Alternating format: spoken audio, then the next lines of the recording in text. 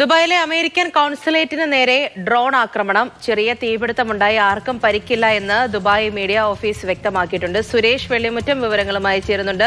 സുരേഷ്, ഇതാ ദുബായിലാണ് അമേരിക്കൻ കോൺസുലേറ്റിന് നേരെ ആക്രമണം ഉണ്ടായിരിക്കുന്നു എന്നുള്ള വിവരം വരുന്നുണ്ട്. എന്താണ് അറിയുന്നത്? ഒപ്പം ഈ സംഘർഷം അതൊരു അയവുണ്ട് എന്ന് കഴിഞ്ഞ ദിവസമൊക്കെ നമ്മൾ സംസാരിച്ചതാണ്. എന്താണ് ഇപ്പോഴത്തെ സാഹചര്യം? പൂജ, ഇന്നലെ അർദ്ധരാത്രിയോട് കൂടിയിട്ടാണ് ദുബായിലെ അൽസീഫിലുള്ള അമേരിക്കൻ കോൺസുലേറ്റിന് നേരെ ആക്രമണ ശ്രമം ഉണ്ടായത്.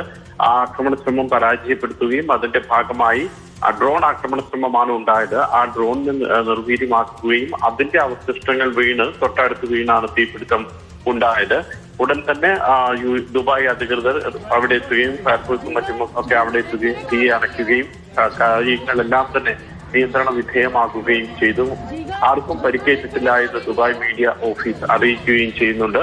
അതോടൊപ്പം തന്നെ ഉമ്മൻകോയിൻ അടക്കമുള്ള സ്ഥലങ്ങളിൽ ഇന്നലെ രാത്രിയിൽ സ്ഫോടന ശബ്ദം കേട്ടതായി നാട്ടുകാർ പറയുന്നുണ്ട്. പക്ഷേ അതൊരു ആക്രമണമല്ല, മറിച്ച് UAE ഭാഗത്തു നിന്നും ഈ വരുന്ന മിസൈലുകളെയും ഡ്രോണുകളെയൊക്കെ പ്രതിരോധിക്കുന്നതിന്റെ ഭാഗമായിട്ടുള്ള സംഭവങ്ങളാണ്.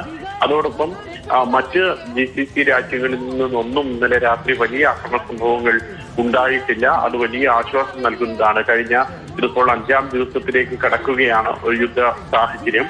5ാം ദിവസത്തിലെത്തുമ്പോൾ മറ്റ് കുവൈറ്റിൽ നിന്നോ അല്ലെങ്കിൽ ബഹ്റൈൻ, ഖത്തർ തുടങ്ങിയിട്ടുള്ള രാജ്യങ്ങളിൽ നിന്നോ സൗദി അറേബ്യയിൽ നിന്നോ ഒന്നും ഇന്നലെ രാത്രി ഒരു വലിയ ആക്രമണ സംഭവങ്ങളൊന്നും റിപ്പോർട്ട് ചെയ്തിട്ടില്ല.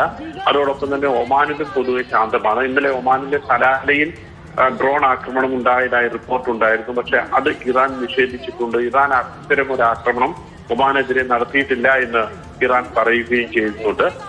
കുവൈറ്റിലെ ഇന്ത്യൻ അംബാസിഡർ കൃത്യമായി തന്നെ എല്ലാവരെയും ഓർമ്മപ്പെടുത്തുന്ന ഒരു കാര്യം, കുവൈറ്റിലെ പ്രവാസികളെ ഓർമ്മപ്പെടുത്തുന്ന കാര്യം, ഇന്ത്യക്കാർക്ക് എല്ലാ അടിയന്തര സാഹചര്യങ്ങളും ഉറപ്പാക്കിയിട്ടുണ്ടെന്നാണ് അംബാസിഡർ പരിമിത ത്രിപാഠി വ്യക്തമാക്കിയിട്ടുള്ളത്. പ്രധാനമന്ത്രി നരേന്ദ്രമോദിയും വിദേശകാര്യമന്ത്രി ജയശങ്കറും കുവൈറ്റ് അധികൃതരുമായിട്ട് സംസാരിച്ചു.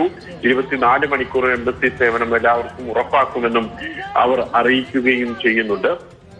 പിന്നെ മറ്റൊരു കാര്യം, ഇന്ന് ഇപ്പോൾ വിമാന സർവീസുകളൊക്കെ എപ്പോൾ പുനരാരംഭിക്കുമെന്നുള്ള കാര്യമാണ്. അതാണ് എല്ലാവർക്കും വലിയ ആകാംക്ഷയോടുകൂടി കാത്തിരിക്കുന്നത്. ഒരുപക്ഷെ ഇന്ന് ഉച്ചയോടുകൂടി UAE സമയം 3 മണി, ഇന്ത്യൻ സമയം 4:30 ആകുമ്പോഴേക്കും അക്കാര്യത്തിൽ ഒരു ഔദ്യോഗികമായിട്ടുള്ള തീരുമാനവും ഉണ്ടാകും.